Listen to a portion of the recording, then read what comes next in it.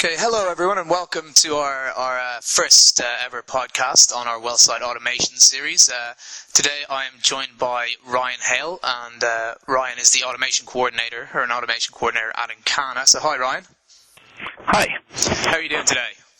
Pretty good. Great. So Ryan, I'm just going to start off with kind of an easy one.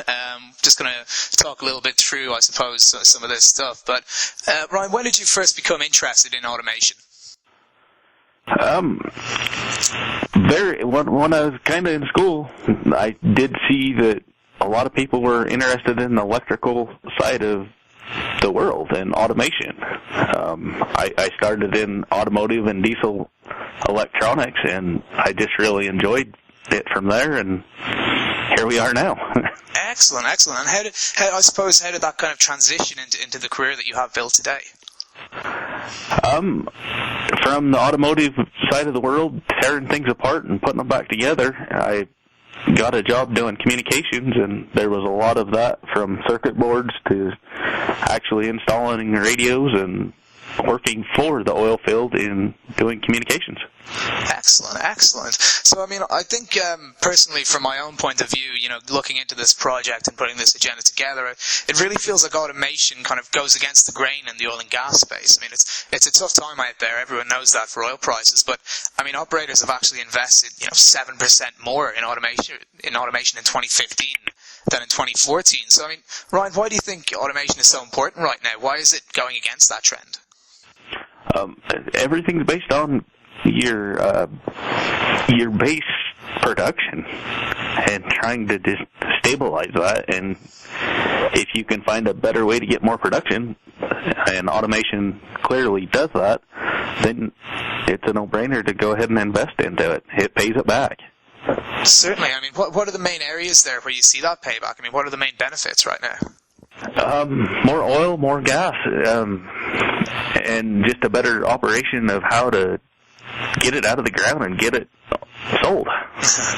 Absolutely, and that is the main thing. And then I guess, looking at that, I mean, in terms of transitioning to I suppose, a full automation program and fully automated operations, I mean, what are the main considerations there?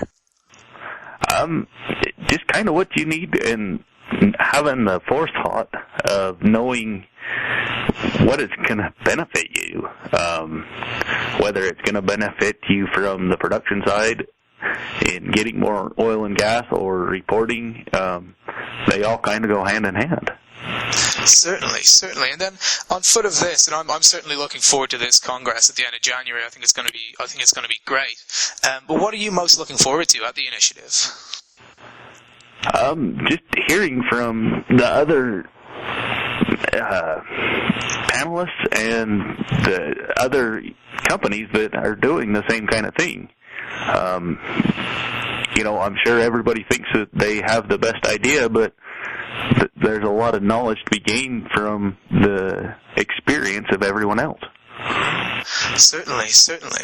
And I mean, in terms of I suppose the agenda, I mean, what part of the agenda would you be most interested in hearing about? I am absolutely interested in the reservoir engineering. Certainly, I think that's going to be an interesting one as well. I know when I spoke with David there from Apache, and he certainly he loves his numbers, that's for sure. But I suppose when you look at reservoir engineering and that aspect, I mean, why is that so fascinating? Is we know it's slightly out there on the agenda, but what's kind of attracting you to it? I believe that in order to understand and know how to optimize, you got to kind of encompass everything. And that's the one area that I'm absolutely lacking in. No worries. And then I guess, in terms of that, I mean, you've been there in Encana for how many years now? For 5.5, and I've worked alongside of them for another 5.5 with Questar. We provided all of their automation installs and a lot of their programming. So almost 10 years. My. And in that time, in that decade, I mean, what would you say would be the most, I suppose, exciting or even innovative project you've worked on? They gave me 2 water plant projects to oversee and automate and commission from the ground up.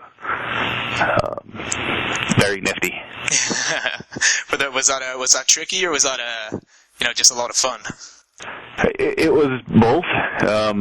The engineer in charge, while understanding and planning for a lot of it, he had no experience with how it was really truly going to operate. So there was a lot of tweaking to make it operate the way he wanted it to. Absolutely, yeah.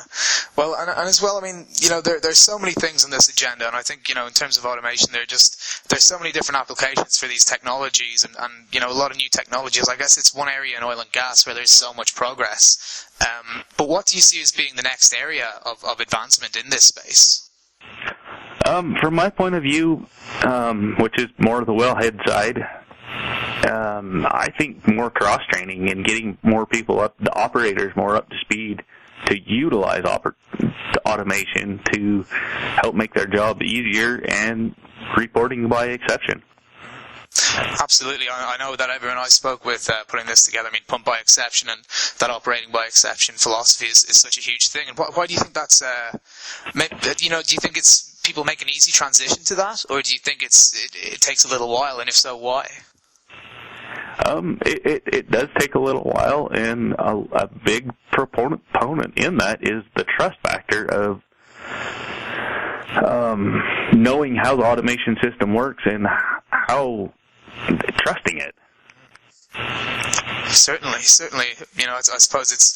suppose getting from an old way of doing things to a new one. But I suppose that leads to my final question. We all know that most of the majors are involved in these large scale programs when it comes to automation, and they're really 2 feet in. But what would you say to smaller companies that are reassessing things and looking at getting involved in more automation? I would say to start small. Know what they're looking to get out of it at the end of the day, and then utilizing, I recommend an RTU if you have gas measurement versus a PLC. Having a PLC and an RTU to measure gas and the control. I use RTUs pretty much exclusively for all of the controls because I have to measure the gas as well. I would start small and then make sure that it's scalable to expand later. You don't have to go full tilt. Just start small and see what it gets you. Absolutely, Ryan. I couldn't agree more. And scalability and I suppose that whole area is such a huge part of what we're going to be covering. And just for everyone listening, we're going to be having this on the 27th and 28th of January, and that's at the DoubleTree by Hilton in Houston. And for more information, go to our website. That's www.wellsite, all one word, automation.com. Ryan, thank you very much for taking the time, and looking forward to seeing you in January. You bet. Thank you. Look forward to seeing you too. Bye.